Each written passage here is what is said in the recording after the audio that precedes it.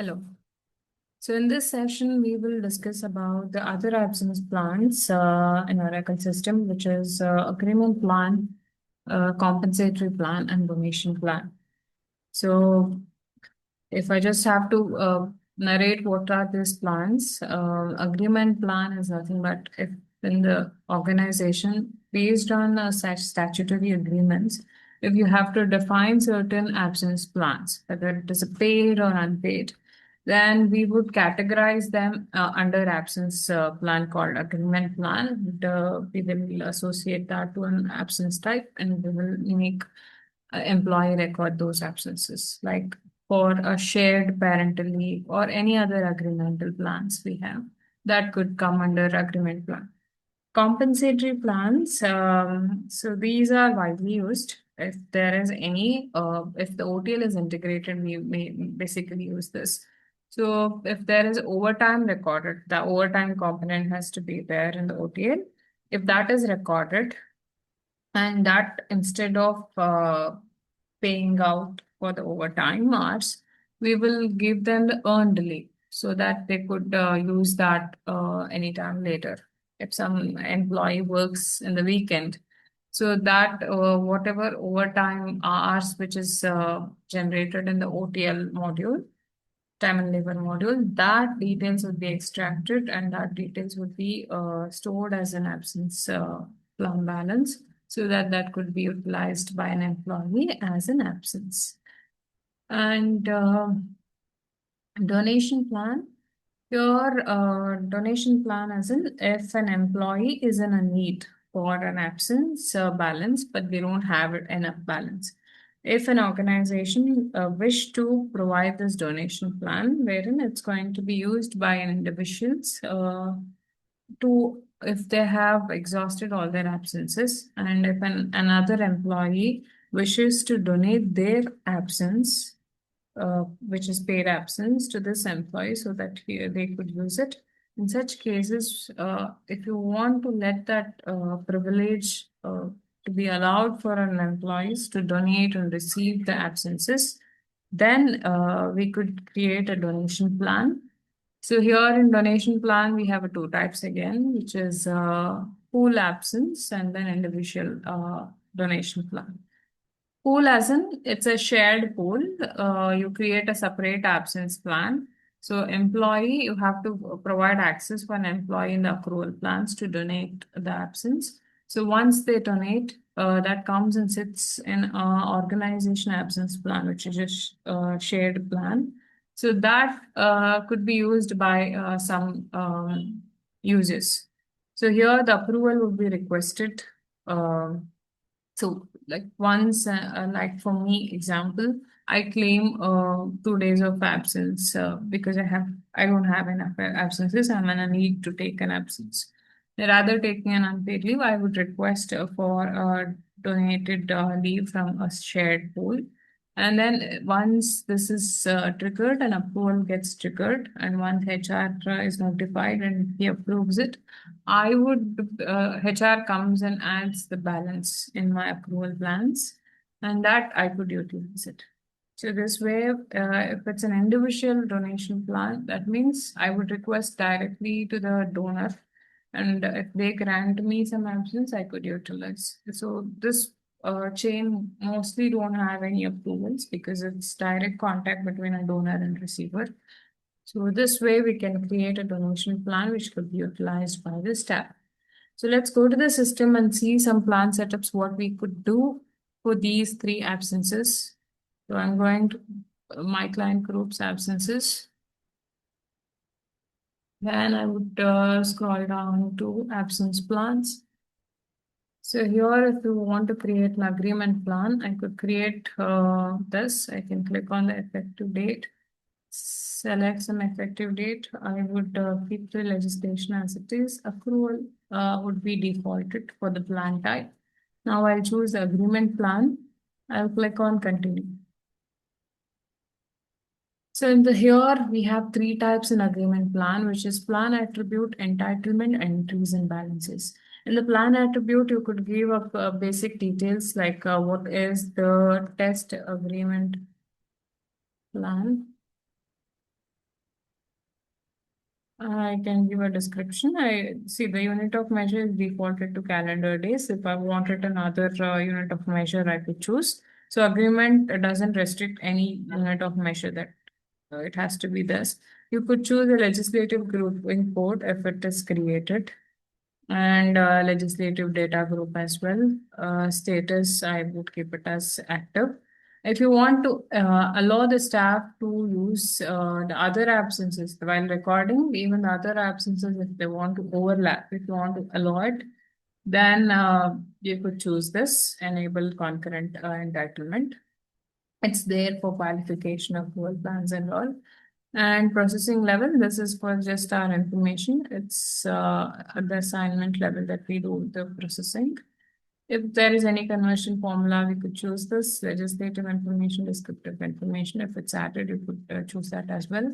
Entitlement, you could choose the eligibility. Okay, there isn't any eligibility. I'm sorry. For agreement plans, you don't see an eligibility here. You could just say the payment percentage for a plan. I would say payment, uh, I would say full pay, give 100%. I'll just save and close. There isn't any thing like I would say these many absences are 100%, nothing. So I could give as many rows as I want. So based on that, if it is payment, if it's full pay, I could give a full pay. I would just create it and then click on save and close. Let's go to entries and balances as well once here where you provide the rate definition and the payroll integration. So if you want these details to be moved to payroll as well, and the payroll rate rule based on what rate you want to calculate the payment of the person of the absences, then you could provide these two. And if you provide integrate this, you have to provide the element name separately for the agreement plan. Okay. So this was the agreement plan. Let's move ahead with the compensatory plan. I'll just keep it same thing, effective date. You click on continue. So in the agreement plan, we don't have any eligibility profile. It's as and when the HR would assign it to the staff. Or if it is attached to the absence type where the eligibility profiles are attached, and accordingly, staff could utilize the absence. So in the compensatory plan, we have 5 tabs which are very much similar to the accrual tab we see. So all the framework is as what it is, but it is less compared to the accrual, what the setups we have. So I'll just say test compensatory plan, provide the description. Here, the unit of measure, it gets defaulted as hours itself. So you wouldn't be able to choose anything. I would select the legislative data group, active. So the overtime usually is captured in the hours itself. So how many extra hours they worked, accordingly they get the hours in the balance. And here, if there is if I say schedule category here, and then if I'm creating any apps while for compensatory absence plan, if I'm creating an absence type, there I would have to choose the publish schedule. So it will look for, we'll see that we will create an absence type as well. If I want to enable the concurrent entitlement for this also, I could choose it. And then on time expiration rules. So that is, there is like some earned leaves are earned based on the overtime they have worked, right?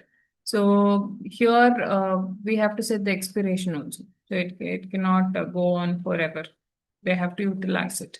Or if you don't want any validation or there shouldn't be any expiration, not validation, there should not be, it should not get expired based on some logic, then you just set it as no expiration.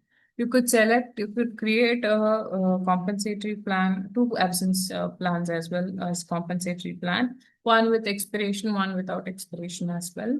If I set it as no expiration, it will not expire. It will carry on until the time we use it.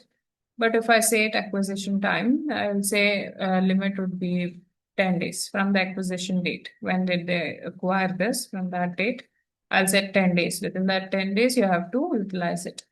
So is it in calendar days or in months, 10 months? No, I would say calendar days. That means it includes the weekends as well. Then within that days, you have to utilize it. If I acquire some overtime balance in July 1st, by July 10th, I have to complete it. So are you going to expire them or are you going to disperse that payout? So that also you could select on the expiration.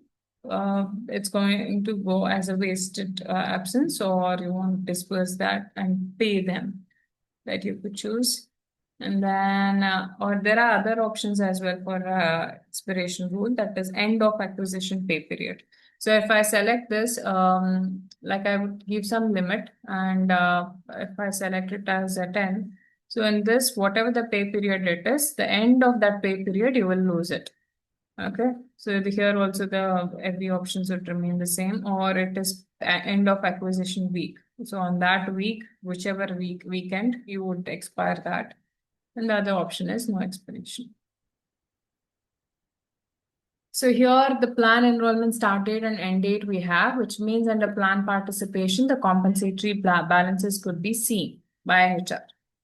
And if you want, like I said, it is almost similar to accrual plans. There is a waiting period, vesting period. Waiting period as in they have to wait until the time they could add the absence, or they could get the compensatory balances. So even though in the first 3 months, if they are worked overtime, they cannot accrue it. They have to wait for 3 months. So, if there is within the legal employer, see, it happens within the legal employer itself. You don't see outside the legal employer for compensatory. You can either disperse the positive balance, or if you had allowed negative balance in the plan rules, you can allow the negative balance. And if a person has went into a negative balance, do you want to recur with them? So that you could do. And on termination also, you have the same option. Okay. So here you could add some eligibility profile as well. Based on the eligibility profile, the compensatory gets attached. Mark it as required and save and close. If there's a positive balance, I will pay out those positive balance. If there is a negative, I will also recover. So if that is the condition, you could define this way. So like I said, there is a vesting rule as well, like how we have it for accrual plans. And this, if there is some elapsed period, you want to define 30 calendar days. So until then, the absence would be there, but you cannot record the absence. So that is the condition. And what should be the payment percentage? The payroll frequency. Also, I could define it here. So I will just keep it as a payroll frequency. And ceiling limit, if you want, here the person primary frequency, which means if there is a payroll frequency, whatever the payroll period would be, same would be applied as a repeating period. If not, I can select the repeating period as well. And then ceiling, if I say ceiling, until so person may work overtime for a lot of period. It's not that every overtime they work, they would get earned. There has to be some ceiling limit. They don't consume the absence itself.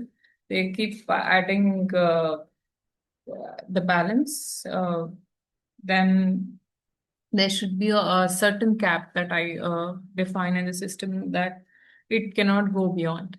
So I'll say in terms of hours I'm giving, so I'll say 80 hours. So that is the ceiling limit. Beyond that, even if you work overtime also, if you're not consuming the absence, you won't record.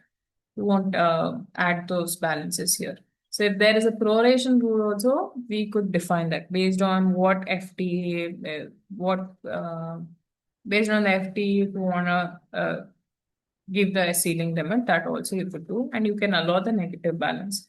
The negative balance, I'll say, you could record until 20 or 60.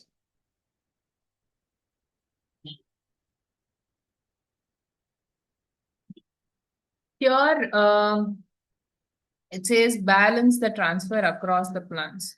So this has to be enabled so that whatever the balance, it could be transferred. So that is given. And for administrator and manager, do you want to allow them to make the adjustment? So there is, so this is integrated with the time and labor. The balance would come. But if there is some balances that HR would like to deduct or manager would like to deduct, or they even may add. In such case, if you want to allow them to perform the adjustment, you could give it. And here the reasons also you could select it. So here I have not given any reasons. This has to be created under adjustment reason as well. So there's a separate reason, like we have for compensatory, how we do the adjustment. Here also the reason has to be created so that it gets available here. For expiration date also, they want to make some updates. If you along apart from what I have given in the setup, if these people, manager and administrator, should be allowed to make some updates on the expiration rules. So there is some absence where the expiration date is almost nearing, and while it's getting approached, employee make a request to manager or HR saying that I need some other extension on the expiration because I haven't utilized and I have to work. I wouldn't be able to utilize now. So he would request to extend it. Then the manager or the administrator should be allowed to do it. So that is what it is. So discretionary disbursement, similar to other absences, how much do you wanna enable those people to perform the discretionary disbursement? And if that is the case, how do you wanna do it? Flat amount, or if you choose a formula, there's a disbursement rule formula. The output is minimum, maximum, and increment. You could choose that formula and select. Just choose this formula so that these values would be coming from the formula. Or if I just select a flat amount, I could provide the minimum what value, maximum what hours can be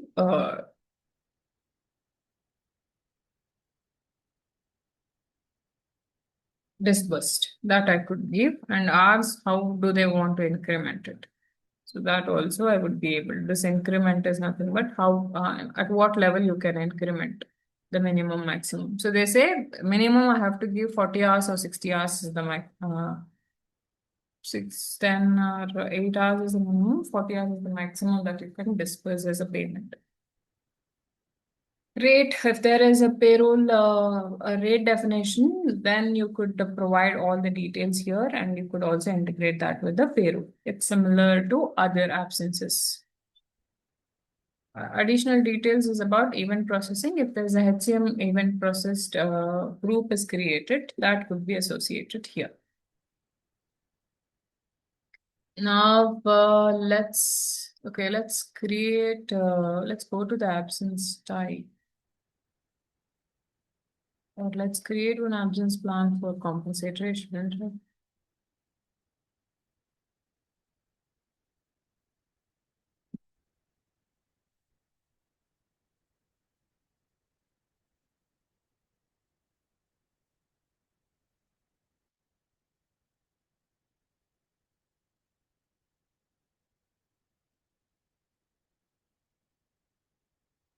I'll just select it as same as those.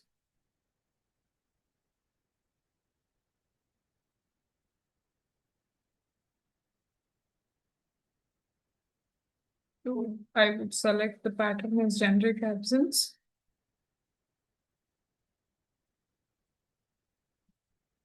Then test compensatory here. We should ensure that the unit of measure selected is either hours or days. That's all.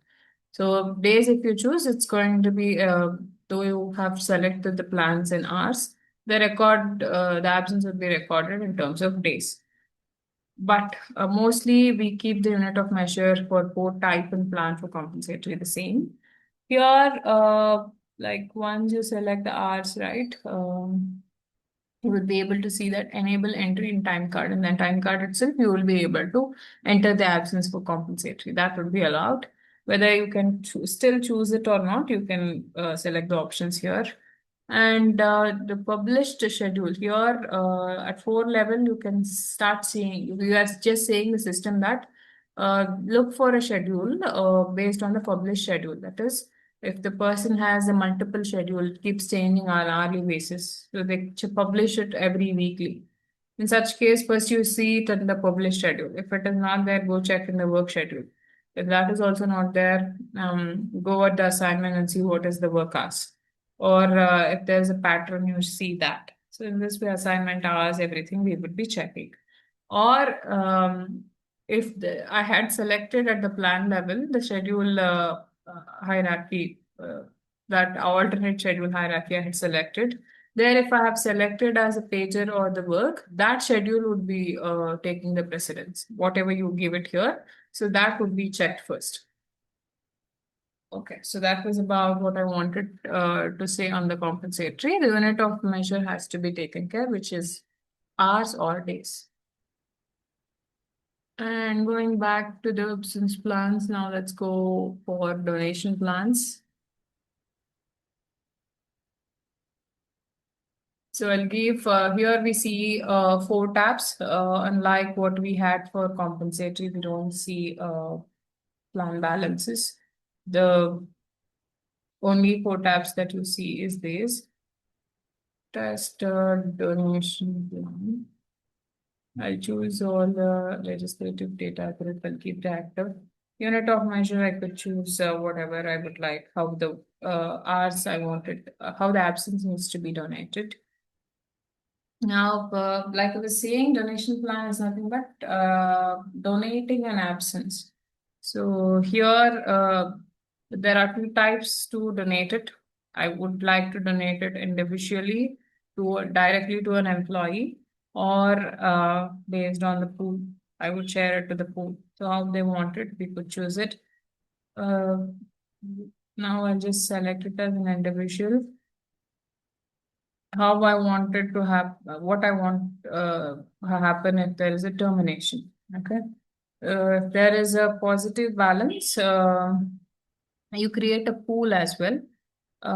If you have got, let's say, I have not selected a pool because of which I'm not able to select it. If I select it as a pool and I have donated some absences, HR has donated some absences to the individual or to the employee, and if it is not utilized by a staff, okay, then at the end of the year, I'll say I am going to recover. I'll send it back to the pool, shared pool. So that if I select a pool, I can select it. And if there is a negative balance also, I'll say, okay, if I had given you some absences, but you have went into a negative balance, I want to recover it during your termination. That I could do. Or if there is a positive balance, and that positive balance, if you want to let to disperse also, that we can use it. Mostly we don't select this, as it is not appropriate to pay out the donated absence. We don't use that. Okay, so you want to transfer that across the plans. If you want to have an approval plans, you whatever the donated absence, if you want to transfer it, you could do that. Or if there is another adjustment, you have to select the other adjustment reasons. Like while donating, you want to select the like administrator should be able to add some absences, even if there is no donated balance. If they want to do, you can do it. If you want to disperse, similar to for what we have it for accrual plans, compensatory plans, you could select it. Okay, so the additional details similar for other absences. Mainly what you could do is the donation type has to be selected appropriate. Okay, that was about the plan setups that we do it for these 3 absences. Like how we make use of these 3 absences once we create it, how we could like compensatory plan, how the time and labor balances or the overtime hours gets recorded, and how that flows into absences. There are certain configurations to be done in the time and labor as well. In the future sessions, we will go through in detail like how this transfer happens, how the balance donation absences can be donated.